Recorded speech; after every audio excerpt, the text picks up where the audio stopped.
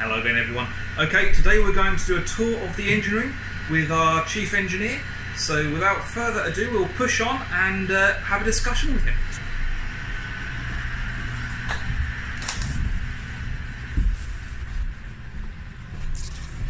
Good morning, Captain. Good morning. You want a virtual tour of the engine room, Yes, I believe? please. Everybody, this is our chief engineer, Rick, whose domain is the engine control room, and it is the beating heart of the ship. Without him, we don't go anywhere. And I know a couple of our cadets have already signed up on the Merchant Navy Engineers Cadetship, so we wish them all the very best, and let's have a look around. The very, very best choice as well, rather than staying on the wheelhouse. Ah. Okay, this is the engine room, the heart of any ship. If you look around now, you'll see a lot of grey cabinets in front of us. These cabinets are what's called the switchboard or bus bar. So this is where all the main breakers, a lot of energy, a lot of power to distribute safely within here. Not going to get in there.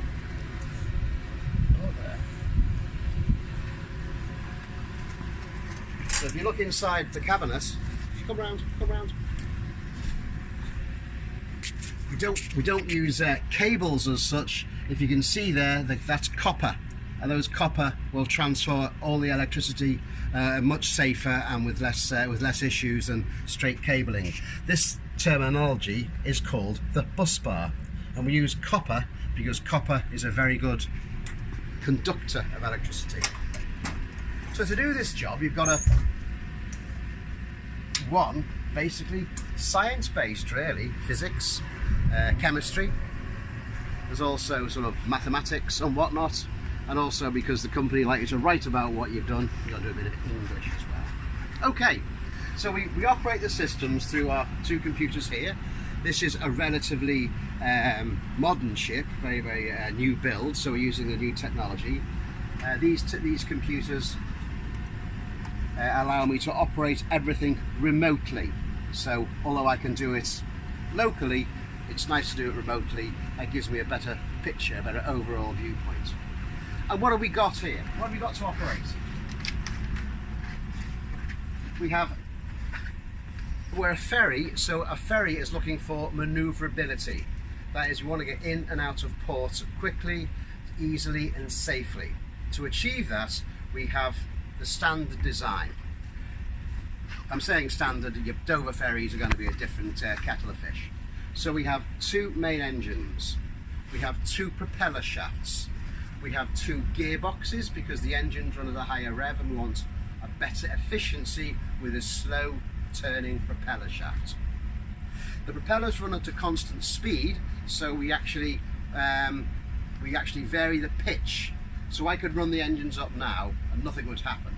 Then I engage pitch and then we get forward propulsion or aft propulsion. It's a standard sort of thing you'll see on helicopters, helicopter blades, or even some turboprop engines on aircraft as well. So the two engines, they're pretty basic to look at, but these are electronic fuel injection, 8,000 horsepower. Sorry, 8,000 kilowatts, 10,000 horsepower. What does that mean? Imagine, let's have a little think, maybe 100 Volkswagen Golf engines, alternatively 10 Formula 1 cars at full power. But this, unlike a Formula 1 car, will deliver the power day in, day out, year in, year out, so we can run these engines constantly for 2 years without any issues at all. Very fuel efficient, very, very good on emissions because they're new engines, very good on pollution control. Yeah, they're very good. To achieve this, they are rev at 500 RPM, which is quite enough. The pistons, we'll look at the pistons and cylinder heads in a minute, they are big lumps. Okay, the other bit you need is electricity. The electricity comes from generators. The generators we're using are V12 Mitsubishis made in Japan, and these are about 1,000 horsepower each. It's going to be noisy out there, so I can't talk at all when we're out there, but I'll show you what they are. And there they are looking from the back of them. They're twin V12s with twin superchargers or turbochargers, one on either bank. The main engines for the, go back to the main engines again. Find them. There they are, one on either side, looking from the forward of the main engines going aft. If you look in here, this is actually the uptake. This is where all our burnt emissions go up. If you're looking at the size of it, it's way over a metre in diameter. It's the amount of gas we're pouring through there because we're putting a lot of horsepower, making a lot of horsepower. So it is big. The horsepower is all about not so much the piston size, it's actually all about the turbocharging. So we turbocharge these to about 3 atmospheres or 3 bar. Okay, so the other thing that you've got to take for example here as well is on a ship there's nowhere else.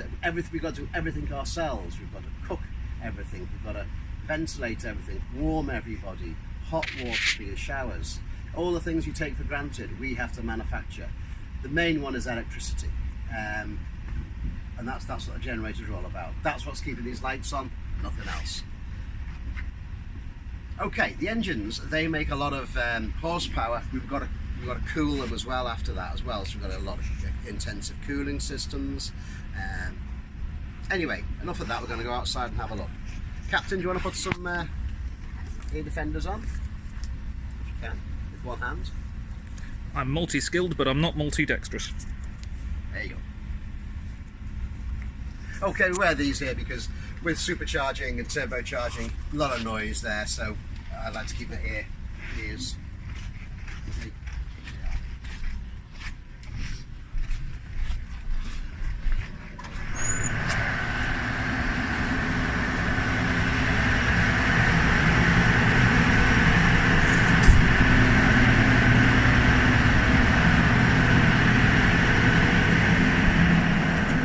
Talked earlier about the engines being computer controlled.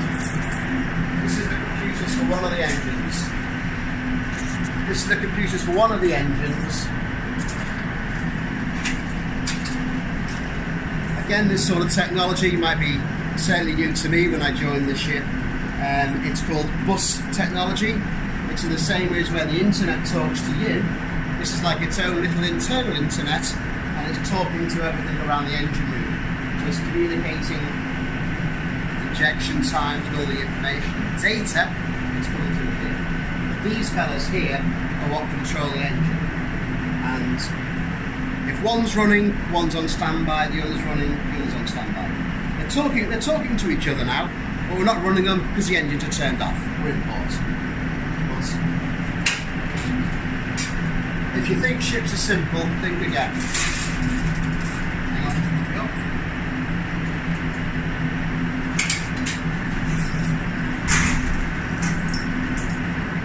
Okay, everything else in here.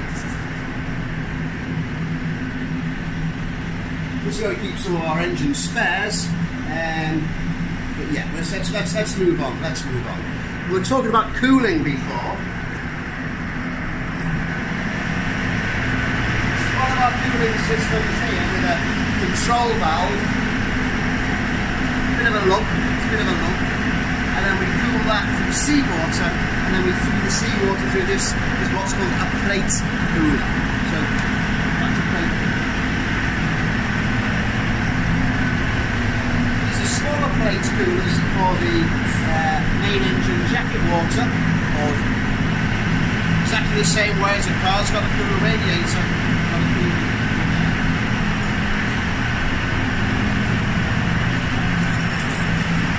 This little fella is called a freshwater generator. So we can go across the Atlantic, across the Pacific, and make our own fresh water. We boil seawater under a vacuum, and then you're dropping the boiling point down. You then irradiate it with ultraviolet and put a bit of chlorine in so it's safe to drink and all the bugs are killed. But yeah, freshwater generator making our own water. Right, we'll go back our way here so we should go really quick.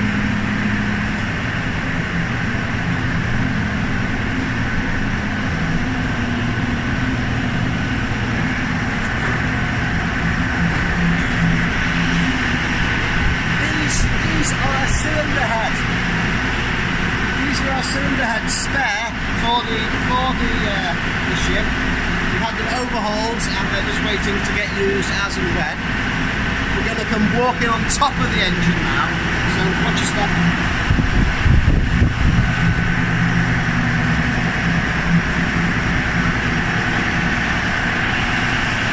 So these are a 7-cylinder straight engine, so you can count them through.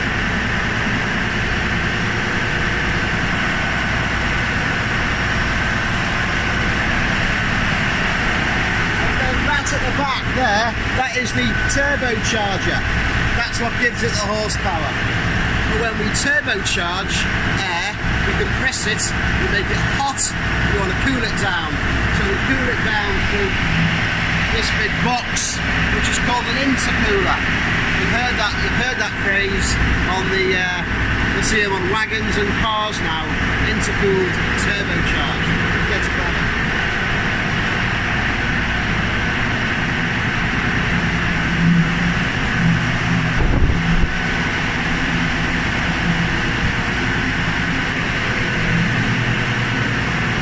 This is our spare piston, so you're seeing the sort of size of the piston, and so that's why 500 RPM is quite enough. It probably weighs about 400 kilograms. And that's the liner, it would run up and down. It's upside down, so just our spare.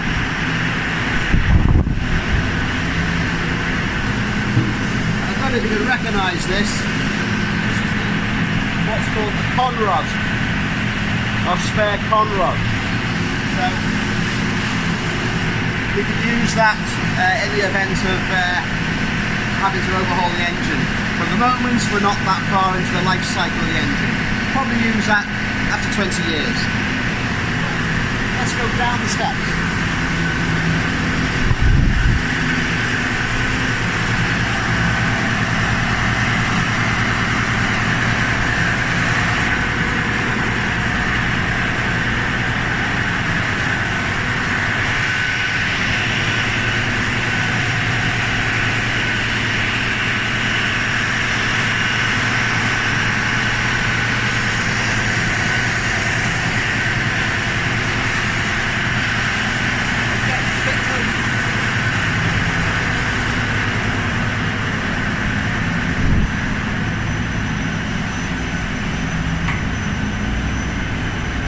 We were talking about cooling before.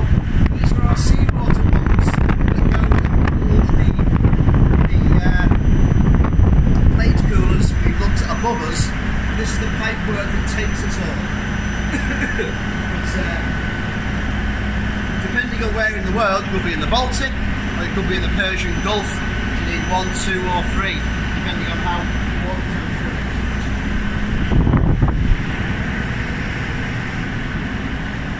Where does the water come from?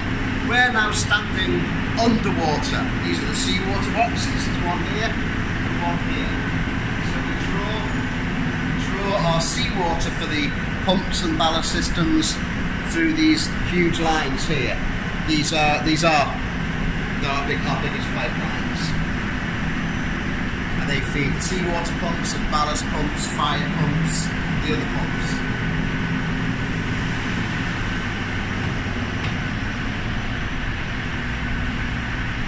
This is our biggest pump we have. This is for firefighting. This is called a trencher pump. This really can deliver huge amounts of water if we should have a fire on the vehicle decks, which we don't want. But this would help us suppress the fire. These are other pumps, fire pumps, general purpose pumps, bilge pumps. And those two are their ballast pumps. James can talk you through the ballast system later on. We have a ballast management system.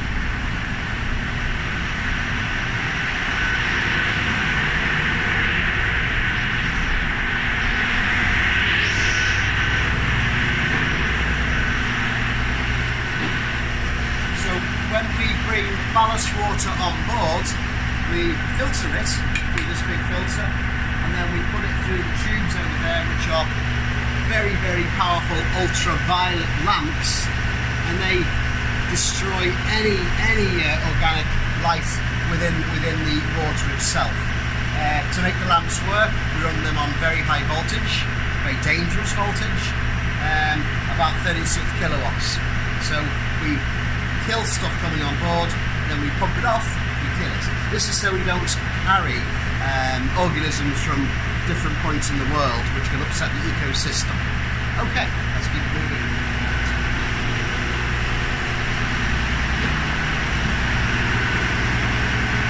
While it's still relatively quiet, we talked about the propeller shafts and the shaft alternator. So the machinery to your left here is your gearbox.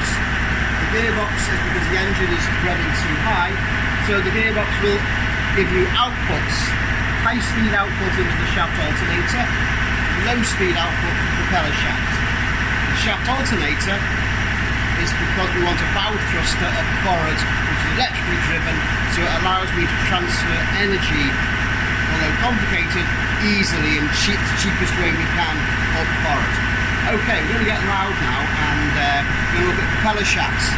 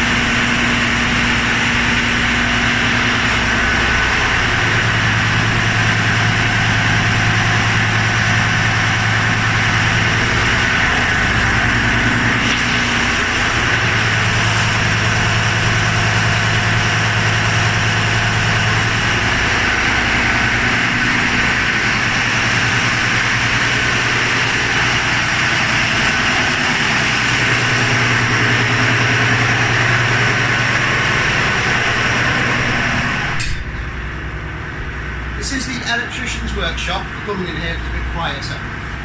So outside we have the two generators which we only have one running, and they're about 1,000 horsepower, running about 300 horsepower now to keep the lights and ventilation running. We'll run a lot more later. Safety is a big contingency here, so we don't make sure you're hurt. So if there's an issue, there's always an escape way.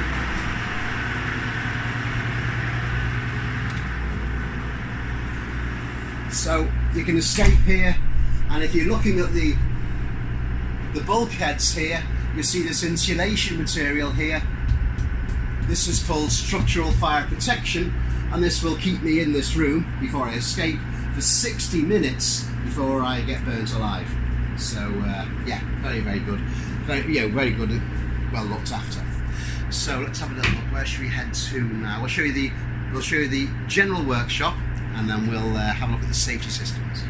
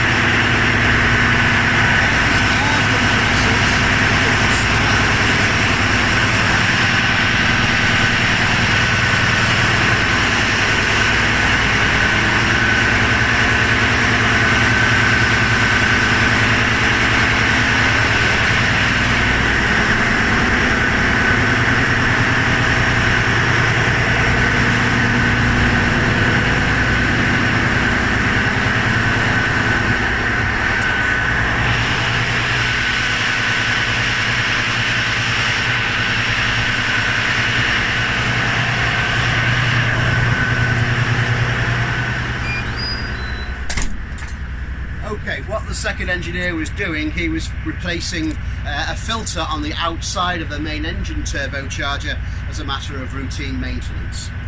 We've come in here, a bit of peace and quiet. This is the engine workshop, very compressed from what the old days, but what we do have, we have a lathe. I do apologise for the mess, I think we've had a lot of work recently. We've got the lathe, pedestal drill, electric welding, gas cutting, compressed air, myriad of tools and sockets and workshop equipment, grinding machines. So we're well catered for it. So okay, we're going to stop the recording here, and then we're going to, we can keep running. We're going to have a look at the safety room where we control safety problems. Nice and quiet in there.